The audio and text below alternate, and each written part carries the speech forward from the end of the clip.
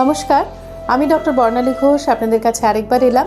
আজকেও কিন্তু একটা খুব গুরুত্বপূর্ণ বিষয় নিয়ে আলোচনায় যাব।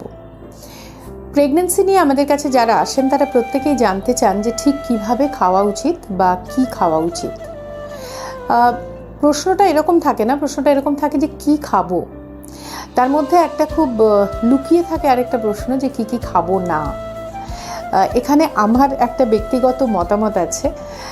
আপনারা যারা আমাদের কাছে আসেন এবং এই প্রশ্নগুলো করেন তাদের যদি আমরা কখনো এটা বলে দিই যে এটা খাবেন না, তখন আপনারা একটু বেশি খুশি হন, কারণ তখন মনে হয় যে আমি আপনাদের প্রশ্নটায় অনেক বেশি গুরুত্ব দিয়েছি এবং কিছু কিছু জিনিস খেতে না করেছি, তথা পারহেজটা না পেলে ঠিক যেন খুশি খুশি লাগে না। আপনাদের মনে হয় যে কথাটা আমি অত মন দিয়ে শুনিনি। ঘটনাটা কিন্তু তা নয়। আমি যদি বলি যে সব খান, অর্থাৎ আমি কিন্তু সত্যিই বলছি সব খান। আমি এরকম কিছু লুকিয়ে আস্তিনের তলায় গুটিয়ে রেখে বলছি না যে সব খান। সব অর্থাৎ হোমমেড ফুড যা যা আমরা নর্মালি কনজিউম করে থাকি প্রেগনেন্সিতে, সেগুলোই খাওয়া উচিত। অর্থাৎ pregnancy diet is same as a proper balanced home diet, যার মধ্যে সব ধরনের খাদ্য সামগ্রী থাকবে। বেসিক্যালি খাবারকে আমরা যে ভাগে ভাগ করি সেটা হচ্ছে কার্বোহাইড্রেট, প্রোটিন এবং ফ্যাট, এর সঙ্গে ভিটামিনস অ্যান্ড মিনারেলস। আমরা যদি সুষম আহার বলি, অর্থাৎ ভাত, রুটি, মুড়ি, চিড়ে বা ঘরে বানানো অন্য আরও বিভিন্ন টিফিন আইটেমস, তার সঙ্গে আমরা বেশ কিছু সবজি নিলাম, আর মাছ, মাংস অথবা ডিম, আর কিছু ডেয়ারি প্রোডাক্টস, এগুলো আমরা রেগুলার খাবারে খাই। প্রেগনেন্সিতেও কিন্তু এগুলোই খেতে হবে এবং মিনিমাম 2 বা 3টে ফ্রুটস অ্যান্ড ভেজিটেবল সার্ভিং, তার সঙ্গে 2টো প্রোটিন সার্ভিং, আর তার সঙ্গে কার্বোহাইড্রেট বা সিরিয়াল কমসে কম 4টে সার্ভিং। এটা আপনারা মাথায় রাখবেন যে এইভাবে খেতে হবে এবং ঘরোয়া খাবার আপনারা সবাই খাবেন। এবার আরেকটা কথা বলি যে অনেকে মনে করেন যে প্রেগনেন্সিতে আনারস, পেঁপে, কখনো কখনো আমরা শুনি যে গাজর, কেউ বলেন আঙুর, এগুলো কি খেতে নেই। কথাটা কিন্তু এরকম কিছু নেই। 2000 সালের আগে, অর্থাৎ যখন ইন্টারনেট ভাইরাল হয়নি, অর্থাৎ নেটে অনেক কিছু আপলোড হতে শুরু করেনি, তখন আমরা এগুলো কিছু জানতাম না। আমরা 2000 সালের আগে যারা পড়াশুনো করেছি অথবা যারা প্রেগনেন্ট হয়েছি, তারা কখনোই পেঁপে, আনারস খেতে হবে বা হবে না এসব নিয়ে মাথা ঘামাইনি। আপনারাও বাড়িতে যাদের মায়েরা, দিদিমারা প্রেগনেন্ট হয়েছেন তাদের জিজ্ঞাসা করবেন, 2000 সালের আগে কেউ এগুলোর কথা শোনেনি। এবার আপনি যদি হঠাৎ করে নেটে এটা আপলোড করতে শুরু করেন যে প্রেগনেন্সিতে আনারস খাওয়া উচিত নয়, এরকম যদি আরও কত হাজার লোক আপলোড করে, তারপরে যারা সার্ভ করবে তারা জানবে যে এগুলো খাওয়া উচিত নয়। এবং প্রিন্টেড ওয়ার্ডের পাওয়ার সাংঘাতিক। সেই জন্য এইভাবে আরও পত্রে পুষ্পে পল্লবিত হয়ে এই খাবারে এটা খাওয়া উচিত নয় এগুলো অনেক বেশি ছড়িয়ে গেছে। এখন আমি একটা ক্ষুদ্র মানুষ, আমি এক কোনায় বসে কি বলছি তাতে যে এটা অনেক পরিবর্তন করতে পারবো এমন ভরসাও রাখি না। তবে আমি এটা বলছি যে গুজবের শিকার অকারণে হওয়ার দরকার নেই। কতটা আনারস খান বছরে? 1 দিন বা 2 দিন 2টো বা 3টে টুকরো আনারস খান। এই নিয়ে আলোচনায় এতটা সময় নষ্ট করেনি বা কেন? যদি মনে হয় খাবেন না, মনে তাতে সায় দেয়, খাবেন না, না খেলেও ক্ষতি নেই। যদি মনে হয় খাবেন, দিনে বছরে 1টা বা 2টো টুকরো আনারস যদি খেয়ে নেন, কোনো মহাভারত অশুদ্ধ হবে না। সুতরাং ওই মহাভারত অশুদ্ধ হবে না বলে পেঁপে, আনারস, গাজর, আঙুর এটসেট্রা নিজের যা খুশি তাই করুন। আমি খেতেও বলবো না, না খেতেও বলবো না, খেলে কোনো ক্ষতি হবে না এটুকু বলতে পারি। এরপরে যাই যে খাবারটা আমরা কিভাবে খাবো তাই নিয়ে। দেখুন, কি খাবেনটা অত ইম্পর্ট্যান্ট নয়, কারণ আমরা আজন্ম খাবার খেয়ে আসছি। আমরা জানি যে কি খাবার আমাদের লিস্টে আছে এবং কি আমরা খেয়ে থাকি। তো আমাদের স্ট্যান্ডার্ড যা ফুড আমাদের লিস্টে আছে আমরা সেগুলো তো খাবো, কিন্তু কিভাবে খাবো সেটা আমার আপনাদের বলে দেওয়ার বিষয়। সাধারণত আমরা অ্যাডাল্ট মানুষরা দিনে 3 বার খাই, কেউ 4 বার খান। প্রেগনেন্সিতে বেবি আপনার কাছে রাউন্ড দ্য ক্লক খাবার চাইছে, অর্থাৎ 24 ঘন্টা সে আপনার থেকে খাবার চাইছে। সেই জন্য যদি আপনি বারবার না খান, তাহলে অনেক সময় ব্লাডের যে গ্লুকোজ লেভেল সেটা ড্রপ করে, হাইপোগ্লাইসেমিয়া হয়, গাগুলোয় বমি পায়, মাথা ঘোরে। তাহলে আপনাকে বারবার খেতে হবে somewhat fitting the babies feeding clock.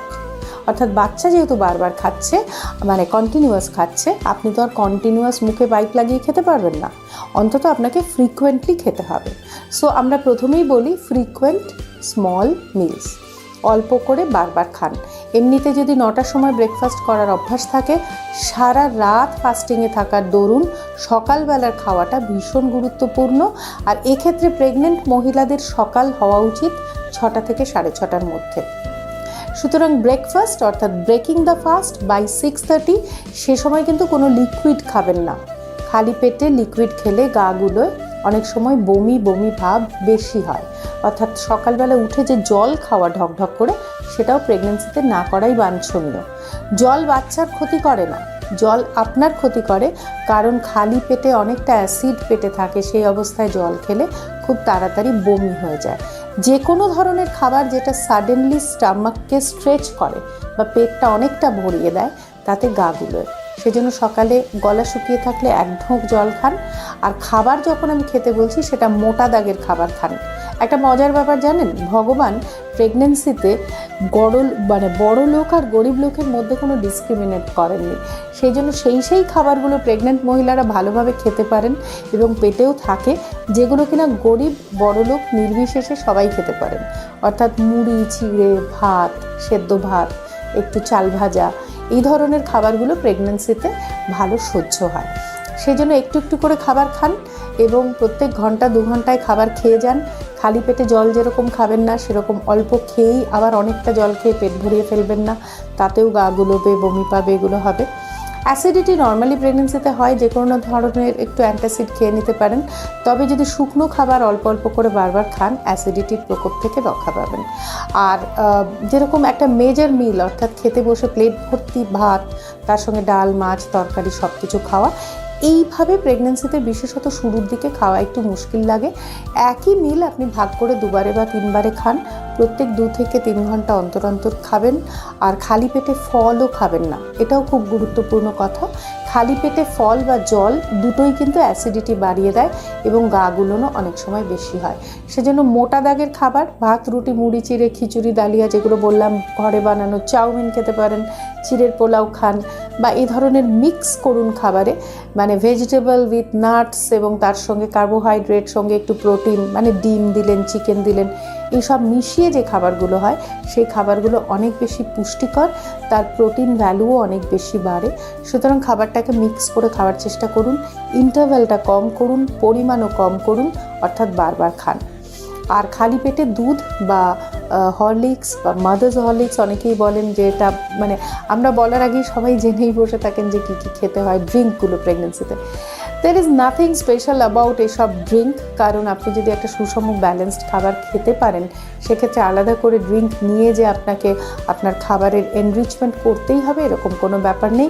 You can simply do away with these drinks, বিশেষত শুরুর দিকে প্রেগনেন্সিতে যখন কিনা গাগুলোনো এই ব্যাপারগুলো বেশি থাকে। আর অনেকে বলেন যে যেই না কেন প্রেগনেন্সি হলো, বাড়ির লোকজন দুধের গ্লাস হাতে নিয়ে দরজার বাইরে দাঁড়িয়ে থাকে, যখন তখন 1 গ্লাস দুধ গিলিয়ে দেওয়ার একটা প্রবণতা দেখা যায় বহুদের মধ্যে। যদি দুধ ভালো না লাগে খাবেন না, কোনো জোরাজুরি নেই। আমার কথা বলে দেবেন যে ডক্টর বর্ণালী ঘোষ মানা করেছে খেতে, দুধ খেতেই হবে এরকম কোনো ব্যাপার নেই। ভালো লাগলে খান, অল্প করে খান, সঙ্গে কিছু সলিড দিয়ে খান, যাতে পেটের ভেতর দুধটা গিয়ে দুধ হিসেবে না থাকে, সেমি সলিড হয়ে যায়। অবশ্যই কিছুক্ষণ বাদে ছানা ওটা হয়েই যাবে, অ্যাসিডগুলো কাজ করবে বলে, কিন্তু খাওয়ার সময় লিকুইডটা অনেক সময় অসুবিধা হতে পারে। যে খাবার ভালো লাগে, নিরামিষ ভালো লাগলে নিরামিষই খান। খিচুড়ি ভীষণ ভালো খাবার, সেদ্ধ ভাত ভালো খাবার, রুটি তরকারি ভালো খাবার, এবং ঘুরে ফিরে খান। রাতের দিকে একটুখানি বিছানায় একটা বিস্কিটের টিন রাখুন, একটা জলের বোতল রাখুন। রাতে ঘুম ভাঙলে বা টয়লেট যেতে হলে উঠে একটা বিস্কিট বা কিছু একটু খেয়ে নেবেন, যাতে সকালবেলা, বিশেষত যাদের গা গুলোনোর প্রবণতা বেশি থাকে, রাতে একটু স্ন্যাকিং করলে সেটা কম হয়। এক্সেসিভ মিষ্টি এড়িয়ে চলুন, চকলেট ক্রেভিং যদি হয় সেটাও এড়িয়ে চলুন। আর বাইরের খাবারটা খাবেন না, কারণ ফুড হাইজিন সম্পর্কে আপনি নিশ্চিত নন। আপনার নিজের বাড়ির ফুড হাইজিন আপনি জানেন, বাইরের রেস্তোরাঁর ফুড হাইজিন আপনি জানেন না। আর প্রেগনেন্সিতে হঠাৎ পেট খারাপ হলে, ফুড রিলেটেড ইনফেকশন হলে আমরা সব ওষুধ দিতে পারি না, সেজন্য আমরা একটু আউটসাইড ফুড অ্যাভয়েডই করতে বলি। তো এগুলোই মনে রাখবেন, কোনো প্রশ্ন থাকলে প্রশ্ন করবেন। আজকের জন্য এটুকুই, নমস্কার।